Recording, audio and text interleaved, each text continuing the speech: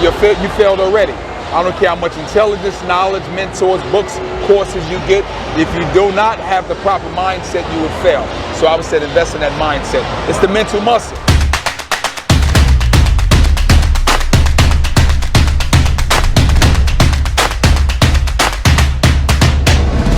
Hey everybody, it is Dr. Tamara Allen here as your currency strategist. We got somebody special in the house, and it's Mike Headley from Learn. The Headley Group Real Estate Show. Okay, let me make sure I got this straight. Okay. Let me make sure I got this straight. Take a look at the hat. Okay, take a look at the hat. Take a look at the shirt. The Headley Group Real Estate Show. Okay? Learn, invest, grow. Now you guys know we're fund, invest, diversify. Right. He's learn, invest, grow. So he's like, hey, we gotta talk.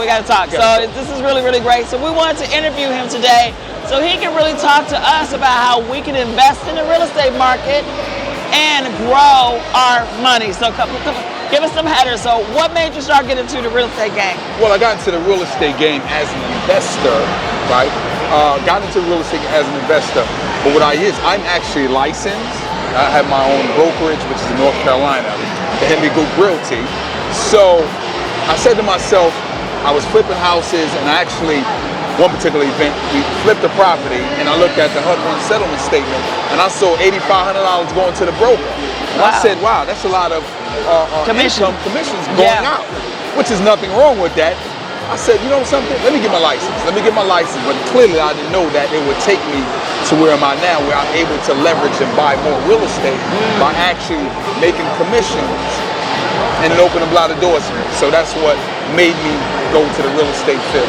So are you teaching others to do it? All the time. Teach them exactly on our podcast, the Headley Group Real Estate Show, where we actually interview people who necessarily don't have a license, but they do other things such as commercial real estate, land flips, investing in the metaverse.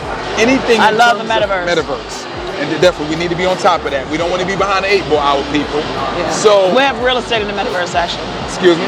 We have real estate in the metaverse. Really? Yes. Wow, awesome. We have about 80 properties. Really? Yes. Wow. Well, so look, we definitely got to get you on the podcast. Okay. But what made me, like I said, so we do teach it so people can pick up tips and tricks and learn from the people we have on the show. Awesome. What would be your one big takeaway that you need to, if somebody wants to learn to invest, what's the one thing that they need to know first about investing? What should they do? Well, actually, I'm going to peel the onion back a little bit more. Belief system. Mindset. Here we are at this Invest Fest where I met you, and all the speakers have said some wonderful things, but the core of what they're saying is pretty much mindset. Yeah, because if you don't believe it, you failed already. I don't care how much intelligence, knowledge, mentors, books, courses you get.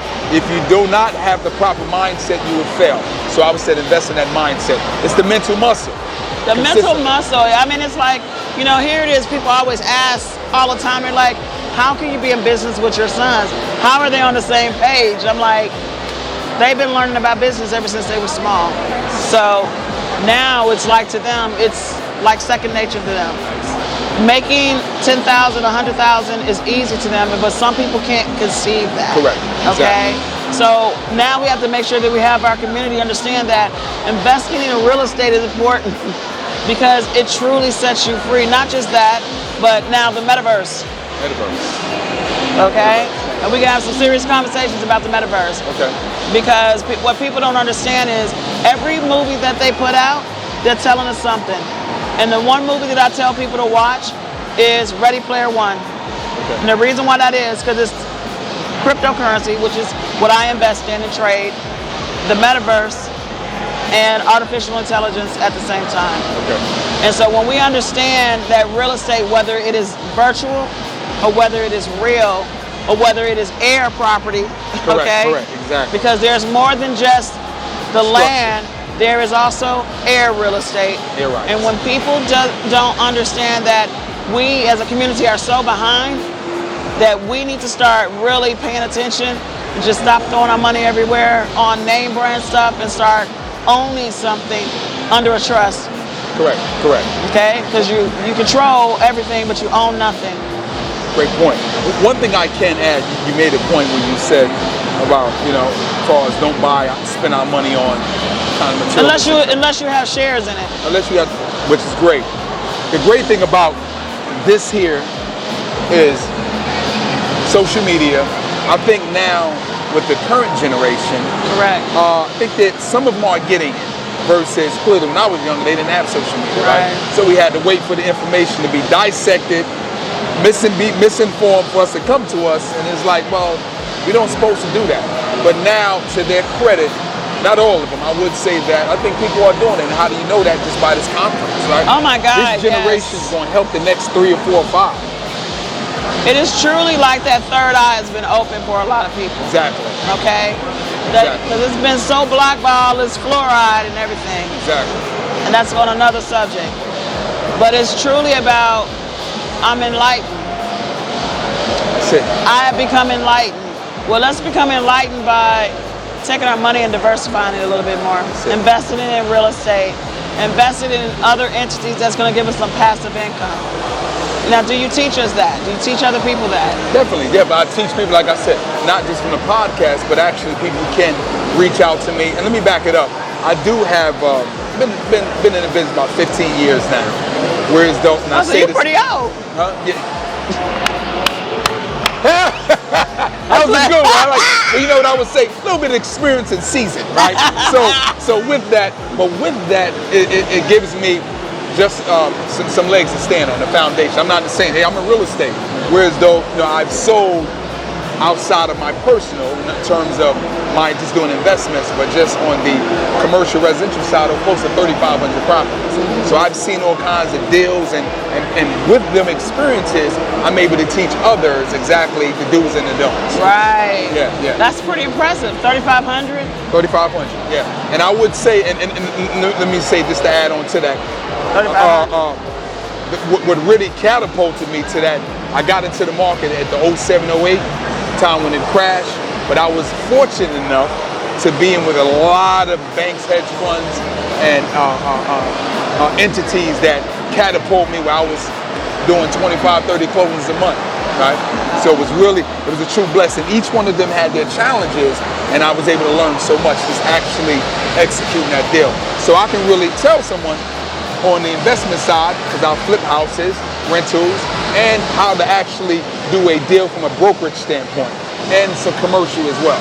So what's your support system? How are you operating your business? Oh man, first thing I would say, ain't all me. I have one for just on the brokerage side. I got 15 brokers that work, 15, 16, that work, where I work with the company. And actually I have 2 office assistants, and then I have 2 marketing people that actually help with the show. So no, it ain't all me. Trust me. It's the team, right? And let me emphasize the team, but I can say I'm like the heartbeat behind it, because again, they follow direction, but trust me, I couldn't do it all without the team. Okay. So now you need to incorporate some virtual assistants. Well, I will say, and let me say, that time, that run, the good run I had when I first got in, I did have a VA, right? Her name was Ed. Ed was with me for about 5 to 6 years, right?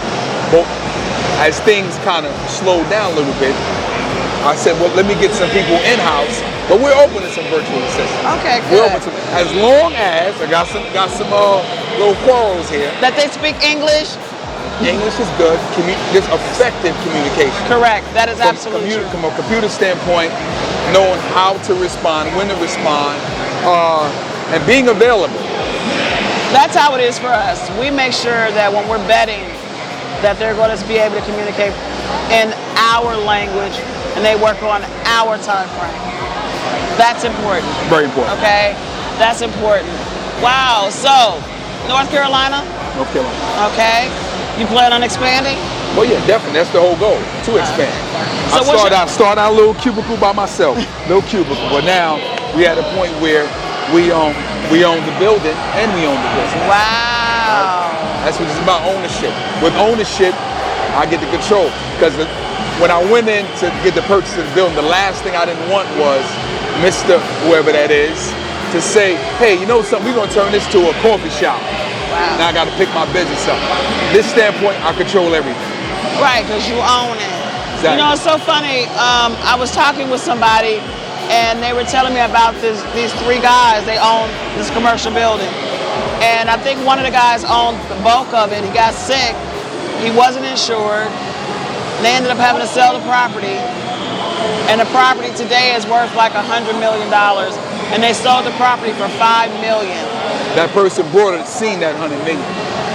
I think so. Oh, definitely. And it was so unfortunate because he was sick, you know, and the spouse didn't just wanted to sell instead of holding on to the property. I wanted this she understand what she had. I don't think so, because if she did, she wouldn't have sold it, you know. And that's what I mean about our people not understanding what they have before them, because we're not ready for the most of us are not ready for the long haul. They want the quick fix instead of being able to be patient and said, if I hold on to this is what can be the outcome. Can I add to that? Please. One thing about real estate people, particularly people a little younger, this is not an overnight get rich quick scheme. All the success is not really just real estate in any genre, any field. We look at the Tyler Perrys, we look at the Warren Buffett's, Elon Musk, the famous ones. And then you have the other ones who's done Mr. Peebles. It was an extended period of time. It wasn't overnight. It was a block upon a block upon a block that got them to the level of success where they at. So the goal is to get there, but understand this is a long game approach. And never sell your assets, hold on to them. Did you hear that? That's the one of all the things you said, that's the most important to me. Long assets. And I mean, when I think about that and I think about how we've lost so much, I was thinking about the people in Savannah. And this is before Airbnb and all this stuff.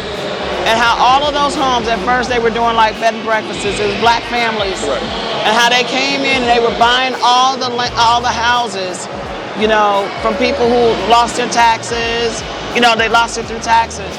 What would you say to somebody who is losing their home to taxes? Well, how can they avoid something like that? Well, one depends how far they deep into it. As far as avoiding, open your mail.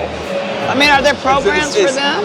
Well, I would say, because each state is different, each county. But I would say definitely check with your local county, city, and nonprofit organizations within your community. Because I'm quite sure there is programs for, in other words, like you said, you're behind on your payment. So there's the deferment plans. So I would say definitely check with your local and your city and nonprofit organizations. But I will add, and let me back it up a little bit, when you said people came in and they came to Savannah and bought all these homes. They don't make these purchases without doing some due diligence, because they checked with the planning and city board and seen that we was going to put up a whole shopping center 4 years from now, right? So they saw that and they said, that means all these rows of houses here, we need to buy them out. But that's the tough thing about with us. We don't take that extra mile due diligence homework to go down and see exactly what's coming. Your planning city gonna tell you exactly what's there. It's public information. They cannot hide that. We putting the Whole Foods here. We putting the Starbucks here. So we're putting it. That means property values will elevate. Hold on to your homes, people. Do your research. It's so interesting you said that in closing, because before they built the Mercedes-Benz, it was a church, and they wanted that land. They wanted that land so bad, and that church held out. I mean, this church was like 35 years old, and they held out for the money that they wanted. I mean, it was such a big debate. They gave them any amount. The amount they got, they probably gave them double, because they knew that land was going to be. Yes, that's what I'm saying. So we got to start learning the right way about investing in real estate, how we can make money, go for the long, not the short, instant gratification. And guess what? Mike Headley gonna help y'all show how to do it. You wanna give me your Instagram? Yo, listen, the Instagram is THGR Show, which is at the Headley Group Real Estate Show. YouTube, the Headley Group Real Estate Show. Podcast, Google, the Headley Group Real Estate Show. As you see it. Listen, peoples, as I started this podcast, I knew the community needed this. I'm in my stage where back in the days when an artist wanted to get their music played, they had to go shop and talk to the DJs. Yeah. That's where I'm at. We're doing all kinds of collaborations to get the word out, but also to give you ultimate value. But thank you for supporting, and please, we'll see you next time. Take care. A wealth of information, everybody. This is Dr. Tamara Allen signing out. See you on the next show.